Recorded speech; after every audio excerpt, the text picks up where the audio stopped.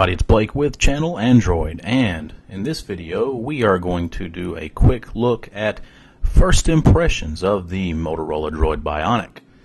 What I wanted to do was take a brief moment to take a look at it.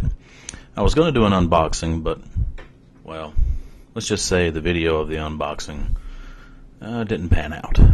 So we'll take a quick look at it, and I would like to take a few minutes to compare it to the Samsung Droid Charge, which currently doesn't have a memory card or a SIM card in it, and the HTC Thunderbolt. So I guess you could say that this is a little bit of a Verizon 4G LTE showdown.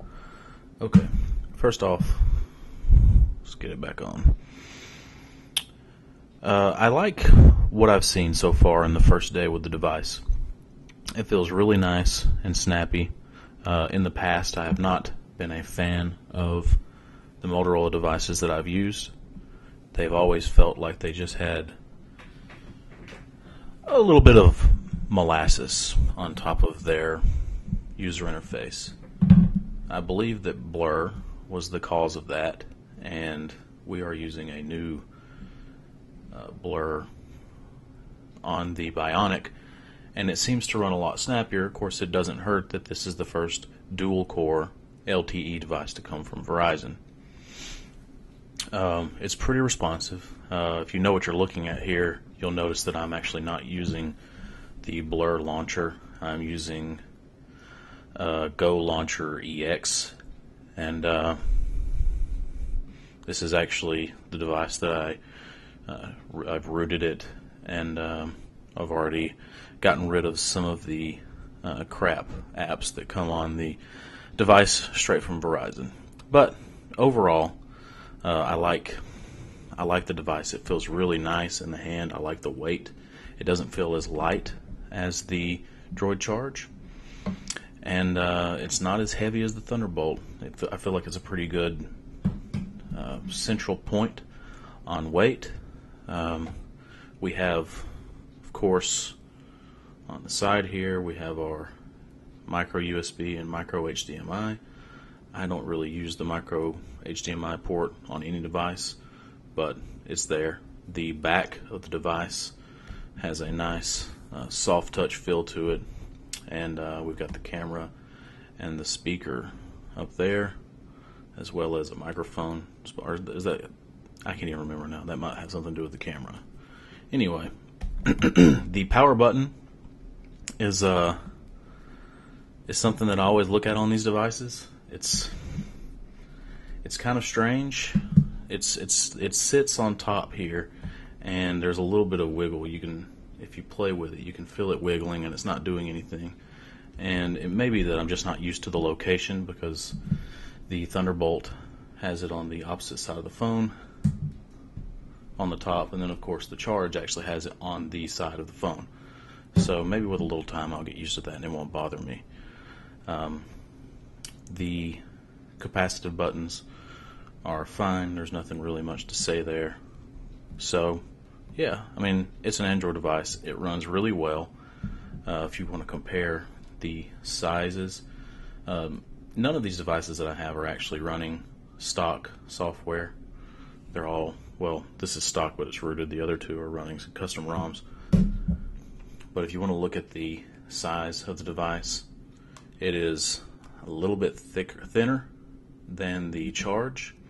And of course, these two devices can be a little tricky in the way that they show their width, or their thickness rather, because they both have, and the lighting's not great here, but just like with the Droid X, you have a little bit of a thickening here. It's not as drastic as it was with the Droid X. It's more gradual as it kind of just slopes up, but it does make it feel thinner in this area where you're holding it, and it does feel thinner in the hand. And the Droid Charge similarly has a thickening at the bottom instead of at the top, so they can both be kind of deceptive about their thickness because they've distributed it different spots. The Bionic is about to slip out of my hand. There we go.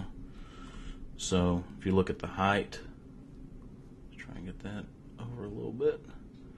The charge is just a little bit taller, so that's not a big deal. The Thunderbolt is actually the shortest of the devices. It's the thickest of the devices. It's the heaviest of the devices. And if you're going to look at the width, it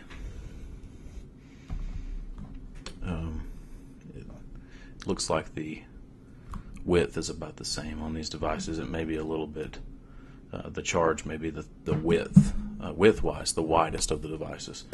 So as far as, comparing it to the other devices and having it in your hand, it feels really nice. Not that any of these really felt bad. It feels nice and sturdy.